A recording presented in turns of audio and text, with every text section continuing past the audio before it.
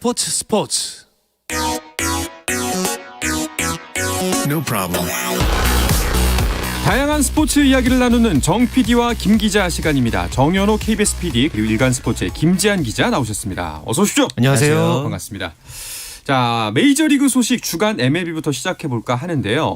오늘 우리나라 메이저리거들 경기가 있었나요? 네, 없었다가 생긴 하루였는데 예. 김하성 선수가 원래 오늘 좀 휴식을 취할 예정이었습니다. 그래서 사실 어제도 멀티히트를 기록하고 해서 네. 오늘 경기에 당연히 나올 줄 알았는데 또 이제 멜빈 감독이 23경기 만에 좀 휴식을 주겠다라는 인터뷰를 했었거든요. 네. 그래서 좀 쉬겠구나 했는데 8회 대수비로 또 출전을 합니다. 네. 이게 또 우리 회사 생활 하시는 분도 알겠지만 정말 잘하는 사원이 있으면은 위기 때마다 찾잖아요. 그런 그쵸. 것처럼 네. 사실 앞에서 로빈슨 카노가 수비랑 공격에서 모두 좀 아쉬운 모습이 있었기 때문에 결국 김하성 선수를 찾았는데 타석에서는 뭐 2타수 무안타로 타율이 조금 하락하긴 했지만 어쨌든 샌디에고가 끝내기 승을 거두기도 했고 김하성 선수의 최근 타격이라든가 수비에서의 모습이 여전히 좋은 것만큼은 확실합니다. 네. 확실히 그 일 잘하는 직원 이야기는 본인의 경험담에서 나오는 저를 안 쳤더라고요. 예. 네, 스포츠국 부장님께서는 네. 늘 주말 뭐 밤 가리지 않고 정연호 PD 찾으시길 바랍니다. 감사합니다.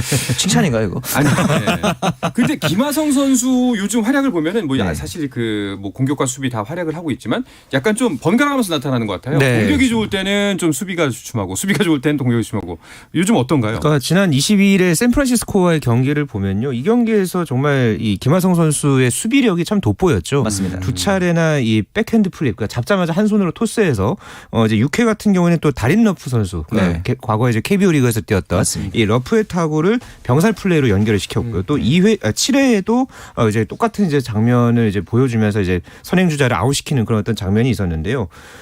이제 이 경기가 끝나고 나서 이제 매니 마차도가 이제 이런 얘기를 했죠. 우리 모두가 김하성을 사랑한다. 우리는 그러니까 그는 우리 팀의 핵심이자 우리의 가슴을 뛰게 한다. 말 그대로 이 팀에서 샌디에고에서 정말 많은 신뢰를 받고 있다라는 것을 극찬이네요, 극찬. 이 예. 말을 통해서 이제 확인할 수 있었고요. 다만 지금 좀 변수가 좀 하나 이제 발생을 하는 게 있었죠. 이 수술하고서 올 시즌에 한 경기도 뛰지 못했던 이 타티스 주니어가 곧 복귀한다는 그런 소식이 네. 지금 나왔습니다. 다음 달에 이제 복귀를 할 것으로 지금 보여지고 있는데 미국 CBS 스포츠에서는 이 타티스 주니어가 복귀를 하면은 김하성이 다시 유틸리티 역할을 할 것이다. 네. 이렇게 이제 내다본 반면에 이 타티스 주니어가 복귀를 해도 김하성 선수가 여전히 이 샌디에고 유격수 자리를 바로 내주지는 않을 것이다. 이렇게 또 엇갈린 전망을 하고 있어서 네. 향후에 김하성 선수의 입지가 또 어떻게 바뀔지 지켜봐야 되겠습니다. 그러게요. 그 김하성 선수가 좀 주전 유격수 자리를 꿰찼으면 좋겠는데 타티스 주니어를 이제 타격에 집중하라고 외곽으로 뺄 수도 있다라는 맞습니다. 분석도 있더라고요. 일단은 부상에서 회복한 지 얼마 안 된 상황이기 때문에 네. 당장 수비 부담이 많은 유격수로 투입을 안 할 가능성도 있고 그래도 지금 김하성 선수의 플레이 스타일상 실책이 적은 편인데 네. 타티스 주니어 같은 경우에는 이제 화려하게 좀 소위 말하는 호수비도 많지만 그만큼 기본적인 플레이에서 실수가 나오는 경우도 꽤 있거든요. 그렇기 네. 때문에 최근 샌디에고가 분위기가 좋기 때문에 굳이 여기서 주전 유격수인 김하성 선수를 바꾸는 모험을 하지 않을 것이다. 뭐 현지에서는 이런 분석도 나오고 있습니다. 알겠습니다. 우리의 바람대로 이루어지길. 자, 그런가 하면은 템파베이 레이스의 최지만 선수의 한 주간 활약은 어땠나요? 네, 어제 최지만 선수가 공격에서는 참 좋았는데요. 네. 수비가 좀 아쉬웠죠. 공격에서는 어제 볼티모어와의 경기에서 5타수 3안타 1볼넷 1타점으로 맹활약했습니다. 네. 한 경기에서 3개 안타를 친 게 지난달 13일에 오클랜드전 이후에 처음이었고요. 그렇죠. 그러면서 타율이 2할 7푼 1리로 어느 정도 회복은 했습니다. 하지만은 어제 경기에서 연장 11회 상황에서 1사 3루의 상황이었거든요. 거기에서 이 루그네도 오도의 땅볼 타구를 빠르게 이제 처리를 하려고 하다가 이게 좀 뒤로 흘렀습니다. 결국은 이게 이제 끝내기 실책으로 연결이 되면서 팀의 6대7 패배의 빌미를 제공했다는 점에서 조금 아쉬움으로 남았습니다. 그렇네요. 그리고 뭐니 해도 가장 관심을 모았던 거는 이제 류현진 선수의 주말 선발 등판이었는데 드디어 첫 승을 거뒀죠. 네. 예. 조금 늦긴 했지만 이제 좀 시작이니까요. 6이닝 동안 무실점 호투로 첫 승을 거뒀고 몬토요 감독도 이 이날의 피칭을 보면서 예전의 모습을 완벽하게 회복한 것 같다 하면서 이제 특히 제구와 변화구 구사 능력이 좋아졌다라는 네. 점을 덧붙였거든요. 근데 사실 저는 이 경기를 보면서 예전만큼 그렇게 완벽한 제구력은 아니라고 생각을 했는데 가장 좋은 점은 볼넷이 하나도 없었다는 점인 것 같아요. 역시. 사실 이 신시내티 상대팀이 메이저리그 그 파워랭킹 최하위입니다. 그만큼 이제 타선도 좀 약한 편이긴 하지만 어쨌든 좀 빠르게 타자들을 요리하는 모습은 인상적이었고 이 6이닝 무실점을 마지막으로 했던 경기가 지난 9월 양키스전이었기 때문에 거의 1년 동안 없었던 경기를 했다는 점에서도 좀 고무적이라고 볼 수 있죠. 네. 이 정도면 류현진 선수가 좀 많이 돌아왔다. 한 몇 % 정도 돌아왔다고 보세요? 그러니까 공을 78개 던졌죠. 네. 뭐 직구, 체인지업, 커브, 컵페스티벌 뭐 다양한 구질을 활용을 해서 뭐 빠른 공 같은 경우는 최고 구속이 92.9마일, 그러니까 약 한 149.5km의 시속을 기록을 했었고요. 뭐 경기 끝나고 나서 몬토요 감독도 그렇고 본인도 뭐 직구와 체인지업의 제구를 본인이 이제 본인 스타일이 제구로 던지는 투수로서 이제 이를 계속 유지만 할 수 있다면은 앞으로 경쟁력이 좀 더 좋아질 것이다. 네. 본인 스스로는 어느 정도 좀 만족하는 그런 어떤 반응이 있었습니다만은 좀 사실 좀 그 안타를 좀 많이 맞았죠. 네. 그 안타를 이제 맞는 과정에서도 이제 거의 매회마다 좀 이제 장타도 있었고, 뭐 물론 이제 그 이후에 뭐 어떤 범타를 이끌어내는 어떤 위기 관리 능력이라든가 뭐 속구 구속이 어느 정도 90마일 이상 꾸준하게 나왔다는 이런 부분에서는 좀 긍정적인 요소들도 있었지만 일단은 첫 경기에서, 그러니까 복귀 후 첫 경기에서 그래도 어느 정도 회복을 해서 이렇게 던졌다는 것만으로도 좀 의미가 있었다. 이렇게 좀 평가를 해볼 만하겠습니다. 말씀하셨던 것처럼 장타가 좀 많이 나와서 네. 살짝 불안한 감이 없잖아 있었는데 뭐 만족할 만한 그래도 복귀 경기였다라고 생각해도 될 것 같아요. 네. 앞으로가 더 중요해 보이는데 사실 그렇죠. 그 다음 등판 일정은 나왔나요? 아마 27일 날 등판할 것으로 보이는데 LA 에인절스전입니다. 그런데 이날 경기가 선발 투수가 아마 이 로테이션대로면은 오타니가 돼요. 네. 드디어 류현진 대 오타니의 네. 선발 맞대결이 되지 않을까라고 이제 전망이 좀 되고 네, 있습니다. 그러니까 만약에 선발이 아니더라도 오타니 선수가 타석에 이제 들어서게 그렇죠. 된다면은 류현진 선수와 오타니 선수의 맞대결이 펼쳐질 가능성이 현재로서는 매우 큽니다. 일단은 투타 대결은 거의 뭐 확정적이라고 봐야 될 것 같고 이제 그렇죠. 투전이 과연 벌어질까? 네. 이것도 빅게임일 것 같은데. 네. 그리고 또 한 가지 에인절스에는 또 한 명의 MVP 타자가 있잖아요. 맞습니다. 이제 바로 2014년, 16년, 19년까지 아메리칸 리그 MVP를 차지했던 트라웃인데 네. 이번 시즌 벌써 홈런이 11개입니다. 오. 오타니가 8개고요. 타율도 지금 트라웃은 3할 1푼을 치고 있어요. 그래서 이제 유력한 MVP 후보라 볼 수도 있고 이 트라웃에다가 오타니까지 더해가지고 지금 아메리칸 리그에서 LA 에인저스의 공격력이 좀 상당합니다. 지금 팀 타율 그리고 팀 장타율, 팀 OPS 그리고 평균 득점까지 모두 아메리칸 리그에서 1위를 네. 달리고 있습니다. 네. 아마 이제 신시내티전보다는 확실히 이 경기가 진짜 이제 류현진 선수가 얼마만큼 돌아왔나 진면목을 좀 알아볼 수 있는 경기가 될 것 같습니다. 네, 예. 그러니까 지금 현재로서는 그러니까 류현진 선수가 이 경기를 통해서 어느 정도 몸 상태가 올라왔는지 이제 좀 확인을 할 수 있을 것 같고요. 물론 뭐 엔젤스전 과거의 뭐 통산 기록을 보면은 그래도 4경기에서 2승, 평균 자책점 0.98 뭐 이런 기록이 있기는 네. 합니다. 완봉도 아마 있었어요. 네, 완봉도 있었고요. 네. 그렇지만은 이 마지막 에인절스전 등판이 2019년입니다. 그러니까는 3년 사이에 또 많은 변화가 있었고요. 그렇죠. 류현진 선수도 그러니까 이때는 이게 다저스에서 뛰었었기 때문에 지금 또 이제 아메리칸 리그 이제 토론토에서 뛰면서 예, 맞닥뜨리는 또 이 에인절스는 또 굉장히 좀 강한 그런 어떤 좀 전력을 보여주고 있기 때문에 여기서는 또 어떤 투구 내용 보여줄지 네. 주목됩니다. 이제 MVP 얘기가 이제 시즌 초반이 좀 지나가면서 슬슬 나오고 있는데 네. 그 아까 말씀하신 트라웃은 MVP 벌써 강력한 우승 후보죠. 그렇죠. MVP 후보죠. 왜냐하면 이 트라웃이 지금 아메리칸 리그에서 득점, 출루율, 장타율 그리고 이제 출루율과 장타율을 합친 OPS까지도 1위를 달리고 있거든요. 이제 유력한 경쟁 후보가 바로 이 이제 양키스에 있는 에런 저지 선수거든요. 네. 네. 에런 저지가 현재 홈런 1등이고 득점, 장타율, OPS에서 트라웃 바로 뒤에 2위에 자리를 하고 있습니다. 그리고 이제 요즘에 각광받는 지표로 떠오르고 있는 WAR 즉 다른 선수 대비 이 선수가 얼마나 가치 있는 선수인가를 네. 나타내는 승리 기여도 지표에서는 트라웃이 아메리칸 리그 1위, 저지가 공동 2위인데 수치상으로 거의 차이가 나지 않거든요. 네. 그렇기 때문에 아직까지는 뭐 트라웃 아니면 저지일 것 같긴 하지만 둘 중에 누구라고 말할 수는 없는 그 정도의 페이스입니다. 혹시 두 선수 말고 이 시점에서 다른 MVP 좀 거론되는 후보들이 있나요? 뭐 양키스의 지안카를로 스탠튼 선수도 이제 잠룡으로 꼽히고요. 네. 또 보스턴의 이 라팔 데버스, 또 뭐 에인절스 외야수의 테일러 워드 이런 선수들이 뭐 물론 이제 어느 정도 거론이 되고는 있습니다. 그렇죠. 그렇지만은 아직까지는 전체 일정의 4분의 1 정도밖에 좀 소화하지 않았고요. 그렇죠. 네. 또 여기에다가 지금 초반에는 조금 주춤했지만은 오타니 쇼헤이도 점점 올라오고 있습니다. 그렇죠. 6, 7월 되면은 또 뭐 홈런이라든가 뭐 투수에서도 정말 좋은 모습 보여준다면 작년에 또 MVP 또 그런 어떤 능력이 있잖아요. 그렇죠. 예, 그렇기 때문에 언제 또 폭발하느냐에 따라서 오타니도 충분히 MVP 잠룡으로 꼽을 만합니다. 진짜 야구를 위해 태어난 사람 같아요. 네. 그 MLB 사무국이 선정한 이주혜 선수는 또 다른 선수들이 있네요. 네, 보스턴의 트레버 스토리 그리고 마이애미의 샌디 알칸타라 선정됐는데 트레버 스토리 같은 경우는 이제 콜로라도에서 올해 보스턴으로 이적을 하면서 네. 이제 좀 초반에 4월에 부진했단 말이죠. 그러면서 역시 그 산동네 쿠어스필드의 효과가 아니었는가 이런 얘기가 있었는데 4월 내내 이 트레버 스토리가 5타점이었거든요. 그런데 지난주에 한 경기에서만 7타점을 칠 정도였게 이제 홈런도 6개였습니다. 한 주 동안. 굉장히 지금 가파른 상승세고 이어서 이제 마이애미의 샌디 알칸타라 같은 경우는 2번 등판에서 모두 승리를 따냈는데 보통 승리도 아니고 17일 내셔널스전에서는 이제 8이닝 1실점. 그리고 그다음에 일단 애틀란타 브레이브스전에서는 9이닝 동안 3실점에서 완투승. 이것도 다 비자책이었기 그랬죠. 때문에 네. 최근 메이저리그 트렌드를 보면 이렇게 완투형 그리고 이닝 히팅 형태의 투수와 선발 투수가 별로 없잖아요. 네. 그런 점에서 샌디 알칸타라가 마이애미에 있어서는 향후 이제 레이스에서 좀 존재감을 굉장하게 보여줬다고 볼 수 있겠죠. 대단한 활약을 펼쳤네요. 네. 그렇다면은 그 현재 팀 순위의 경쟁판도 어떻게 진행되고 있나요? 네, 현재 메이저리그 그 파워랭킹 네. 이제 사무국에서 이제 매 주마다 이제 발표하는 그 파워랭킹에서 보면요, 뉴욕 양키스가 일단 지난 23일까지 29승 12패, 그러니까 메이저리그 전체에서 유일하게 승률 7할 이상을 기록을 하고 있습니다. 그러면서 파워랭킹에서 5월 4주차 1위를 그대로 달렸고요. 2위부터 5위까지, 그러니까 현재 LA 다저스, 휴스턴 애스트로스, 뉴욕 매츠, 미러키 브루어스 이렇게인데 현재 그 뉴욕 매츠 같은 경우에는 내셔널리그 동부지구에서 2위 팀과 8게임 차까지 현재 벌어진 상태죠. 네. 굉장히 지금 이 추세로 간다면은 혹시나 이 뉴욕 양키스와 뉴욕 매치, 이른바 뉴욕 시리즈가 월드 시리즈로 펼쳐지는 건 아닌가. 그럴 수 예, 있죠. 약간 좀 그런 또 좀 기대감도 갖게 하고 있고요. 네.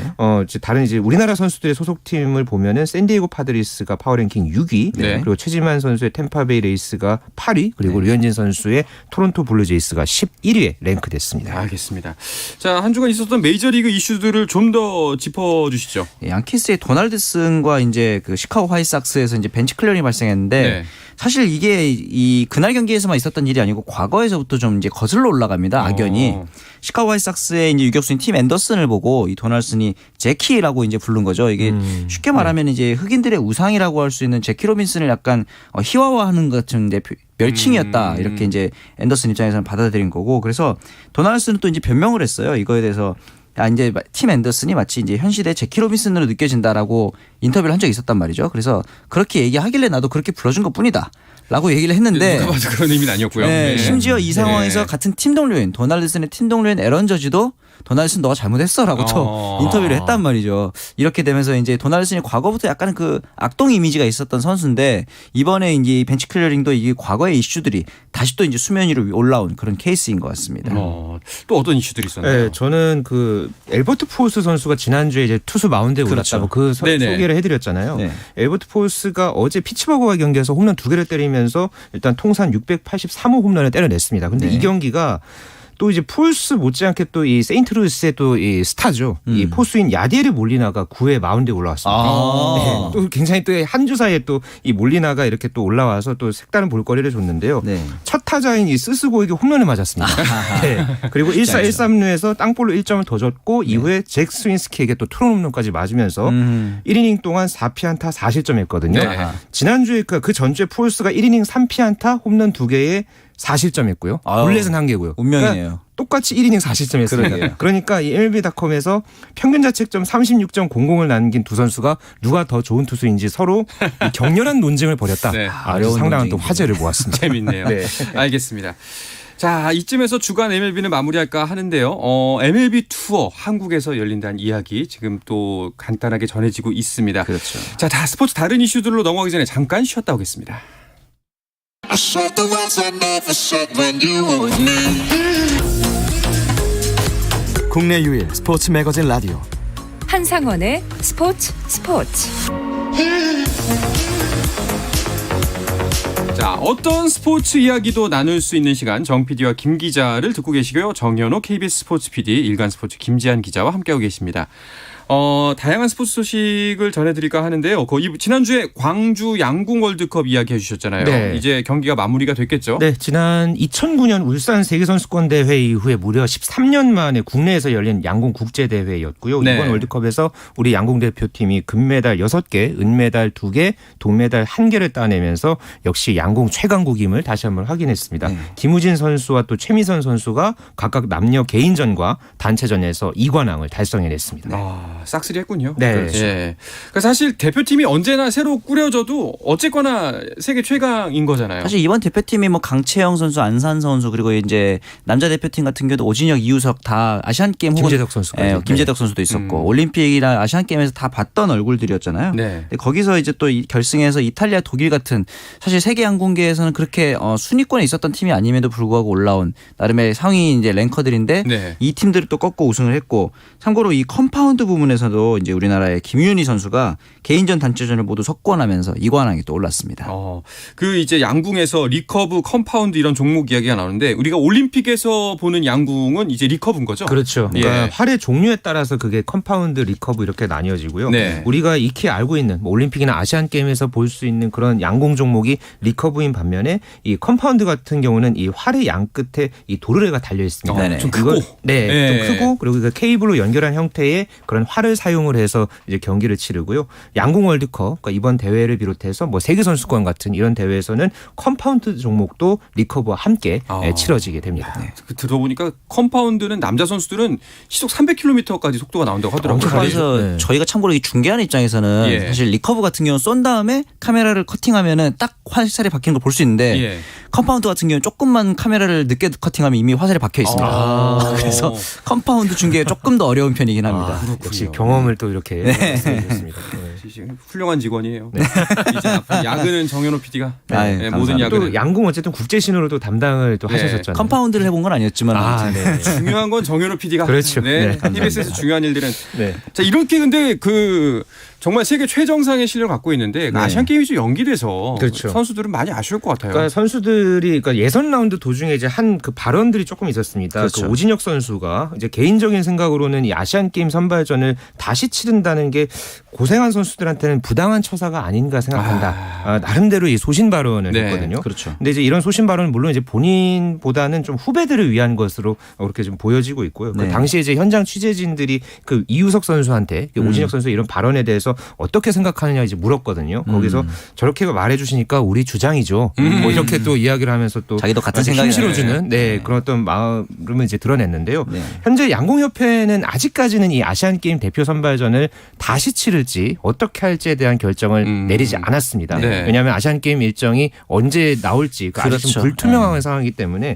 그거에 맞춰서 지금 현재 이 양궁협회는 대응하겠다 이런 지금 방침인데 네. 일단은 아시안 게임 자체가 이렇게 연기된 것 자체가 유례가 없잖아요. 그렇죠. 예, 그렇기 때문에 이 도쿄올림픽 때는 선발전을 다시 치렀습니다. 네. 하지만 또 아시안 게임에서는 또 어떤 결정을 내릴지 좀 더 두고 봐야 되겠습니다. 사실 이런 발언 인정을 해줄 수밖에 심정적으로는 얼마든지 인정일 수밖에 없어요. 왜냐하면 그렇죠.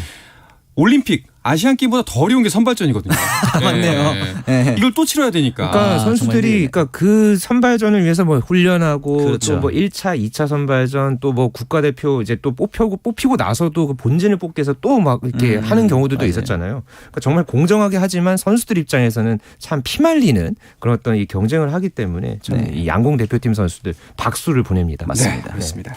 자, 그리고 이번 주는 그 프랑스 오픈 테니스 대회를 주목해야겠죠. 22일에 개막을 했습니다. 네. 그러면서 역시 클레이 코트의 강자인 나달이 14번째로 왕좌 탈환을 노리고 있는데 참고로 이제 백신 거부로 호주 오픈에 불참했던 조코비치도 1라운드에서 승리를 했고 나달 같은 경우는 이제 갈비뼈에서 왼발 부상이 또 있었는데 네. 일단은 1라운드에서 승리를 하면서 회복이 어느 정도 많이 된 모습을 보여줬습니다. 네.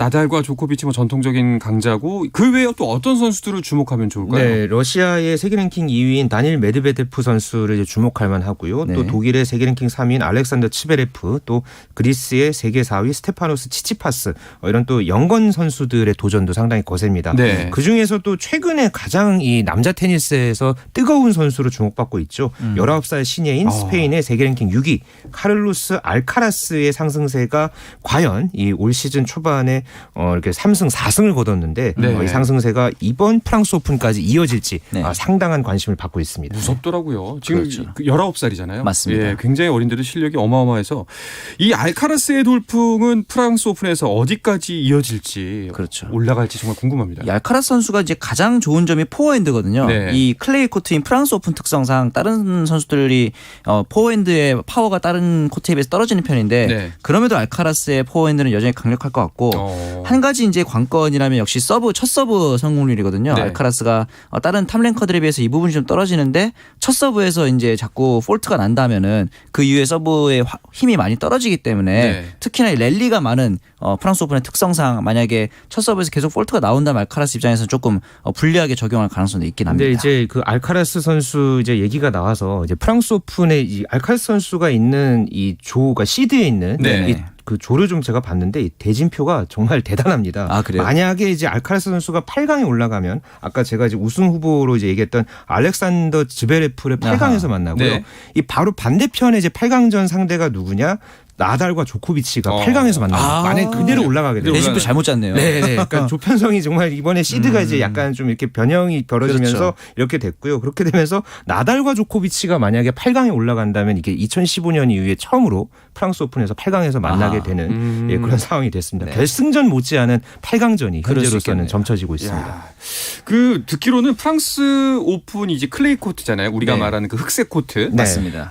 일반 클레이 코트랑 좀 다르다고 들었거든요. 그렇죠. 이 코트의 재질이 앙투카라 그래서 이제 벽돌을 분쇄한 흙이거든요. 어. 특히나 이렇기 때문에 이제 좀 그 수분의 흡수력이 굉장히 좋은 편이어서 네. 기후가 굉장히 비도 많이 오는 유럽 기후에 맞춘 코트이기도 하고 이 클레이 코트의 특성이 뭐냐면 또 호크아이 시스템이 없습니다. 아. 왜냐하면 이제 워낙 흙이니까 잘 보이겠지라고 생각을 하기도 하고 이 전자기기의 특성상 흙에는 투과율이 떨어져서 정확성이 떨어진다고 하는데 그래서 이제 판정 시비가 또 많이 나오는 문제점이 있기도 하거든요. 네. 이런 부분들도 이번 대회의 변수가 될 수 그러니까 있습니다. 예전에 그 프랑스 오픈 관련해서 그러니까 우리나라 그러니까 이제 그러니까 대한민국에서 이 프랑스 오픈을 홍보하기 위한 그런 행사를 한 적이 있었거든요. 그때 이제 서울광장에서 이제 클레이 코트를 실제 그 프랑스 만들어서. 오픈에서 사용하는 그 클레이 코트를 이제 사용하는 거 제가 한번 만져보고 했는데 네. 진짜 좀 느낌이 많이 다르더라고요. 아, 그래요? 예, 그러니까 우리나라에서도 뭐 그런 뭐 흙 코트도 있고 하지만 네. 확실히 이 프랑스 오픈에 이제 그런 흙 코트를 홍보까지 할 정도니까 맞아요. 예, 이 프랑스 오픈의 이 클레이 코트에 대한 자부심이 참 대단하다는 것도 그렇게 좀 볼 수 있었습니다. 알겠습니다.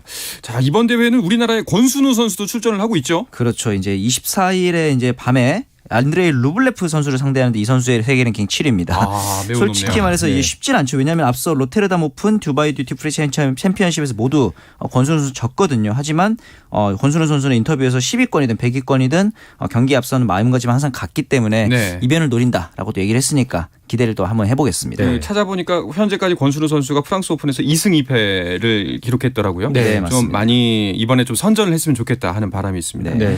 자, 여자 테니스계는 요즘 어떤 판도로 움직이고 있나요? 네, 여자 테니스에서는 현재 세계 랭킹 1위인 폴란드의 이가 시비옹테크 선수가 참 대단합니다. 네. 2020년에 이 대회에서 우승을 했고요. 현재 28연승을 질주를 하고 있습니다. 만약에 이번 대회에서 우승하게 되면은 2000년 비너스 윌리엄스 이후에 22년 만에 이 여자 프로 테니스 투어 이상급 대회에서 35연승을 달성하는 엄청난 기록을 세우게 되는데 네. 1회전에서도 54분 만에 이 시비옹테크가 아주 가뿐하게 승리를 거뒀습니다. 그런데 이번 대회 1회전부터 이변이 속출하고 있죠. 자베르 무구루사도 떨어졌는데 오사카 나오미도 이번에 탈락을 했단 네. 말이에요. 그렇죠. 사실 오사카 나오미가 이전에도 정신건강 때문에 인터뷰 거부하고 프랑스 오픈하고 좀 악연이 있는데 이번에도 이변의 희생양이 됐습니다. 알겠습니다. 이 이변에 꼭 우리 권순우 선수 이름이 나중에 올라가길 바라면서 다음 주에 꼭 이야기할 수 있길 오늘 바라겠습니다. 방송은 마치도록 하겠습니다. 자, 이번 주 정 PD와 김 기자, 정현호 KBS 스포츠 PD, 일간 스포츠 김지한 기자와 함께했습니다. 오늘도 고맙습니다. 감사합니다.